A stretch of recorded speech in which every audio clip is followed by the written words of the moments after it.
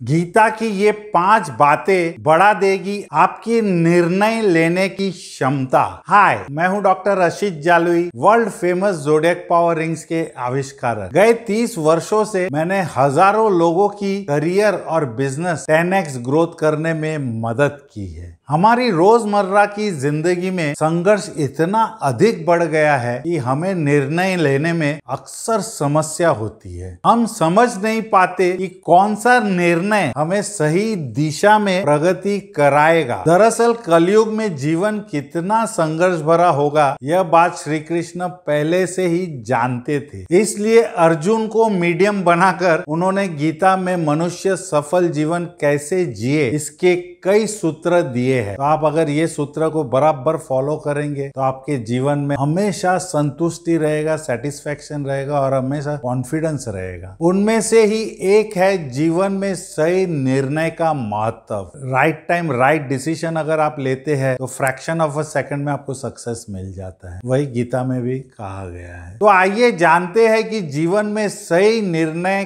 कैसे ले। भावनाओं में बहकर निर्णय ना ले। भगवान श्री कृष्ण ने कहा है कि जब आपका मन शांत हो तभी कोई निर्णय ले, यानी जब आप ज्यादा खुश या ज्यादा दुखी है तो उस समय कोई निर्णय ना ले। दुख या तो बहुत खुशी की स्थिति में गलत निर्णय लेने के चांस ज्यादा होते हैं। जैसे कि आप अगर बहुत गुस्से में है, किसी से आर्ग्यूमेंट हो गया है और तभी आप निर्णय लेंगे जो इससे और फ्यूचर में ना कुछ बिजनेस करना है ना इनसे बात करना है, तो वैसा नहीं करना चाहिए, वो गलत हो सकता है। और खुशी में भी ज्यादा समझिए आपको कोई बहुत चढ़ा रहा है, जो हिंदी वर्ड में कहा था, या मस्का मार रहा है, आप उसके इन्फ्लुएंस में आके उसके तरफ डिसीजन कर देंगे, वैसा भी नहीं होना चाहिए। नंबर 2, खुद से करे यह सवाल। हमेशा अपने आप से सवाल करते रहे, जो मैं ये कर रहा हूँ सही है गलत है। जब आप कोई निर्णय ले तो निर्णय लेने के बाद खुद से पूछे कि कहीं यह निर्णय मैं बहुत भावुक या क्रोधित होकर तो नहीं ले रहा हूँ। हर तरफ से पूरी ईमानदारी से खुद से सवाल करे और इतनी ही फेयरनेस से खुद को जवाब दे। जब आप अपने जवाब से संतुष्ट हो तभी निर्णय लेकर आगे बढ़े। जैसे सपोजिंग आप एक कुछ महंगा गाड़ी लेने जा रहे हैं या कोई फ्रिज लेने जा रहे हैं सबके खुशी के लिए, लेकिन उसके पहले सोचिए जो ये गाड़ी अभी आपको जरूरी है, लोन लेके लेना जरूरी है। तो अगर आपके दिल में से जवाब आए जो अभी नहीं 2 महीने के बाद, तो उनको आप टाल दीजिए। उसी तरह कुछ भी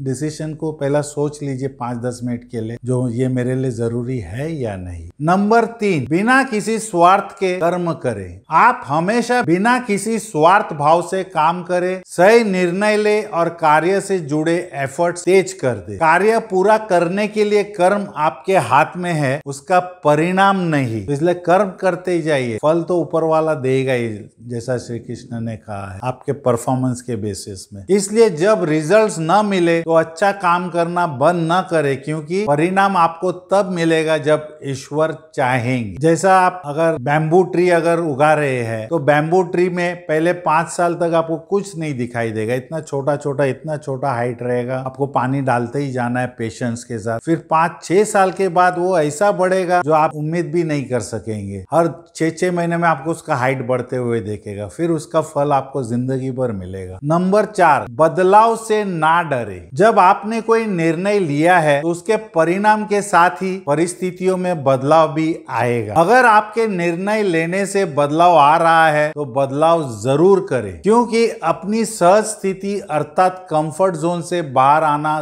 जरूरी है। हमेशा कंफर्ट जोन से बाहर आए, जो भाई मैं आज 5 किलो वेट उठाया तो रोज 5 किलो नहीं, फिर 6 किलो का वेट कीजिए, या 10 किलोमीटर चलने का टारगेट है तो 2 किलोमीटर से चालू कीजिए, फिर 4 किलोमीटर, फिर 6 किलोमीटर। तो देखिए बहुत फायदा होगा। नहीं तो आप अपनी कैपेसिटी को समझ ही नहीं पाएंगे। जैसा मैंने कहा, जो थोड़ा सा अगर आपको इंग्लिश सीखना है तो थोड़ा रोज एक वर्ड सीखिए और उसको प्रैक्टिस कीजिए। दूसरे दिन 2 वर्ड सीखिए, तीसरे दिन 3 वर्ड सीखिए, फिर बात करते रहिए। अपने आप से ये देखिए आप इंग्लिश में एक्सपर्ट हो जाएंगे। ऐसा हर स्टडीज में हो सकता है। जाता है। नंबर 5, बिना आस्था के ना करे कोई काम। खुद पर तो विश्वास रखना ही है, लेकिन भगवान पर भरोसा सबसे इंपॉर्टेंट है। खुद पर और भगवान पर भरोसा हो तभी कोई निर्णय ले। मतलब आपने आप पे भी भरोसा कीजिए, जो मैं ये काम करूंगा सक्सेस होगा, और सक्सेस नहीं भी होगा तो भगवान तो है, वो मुझे सपोर्ट करेगा ही। अगर आपकी इच्छा दृढ़ होगी और नियत साफ होगी तो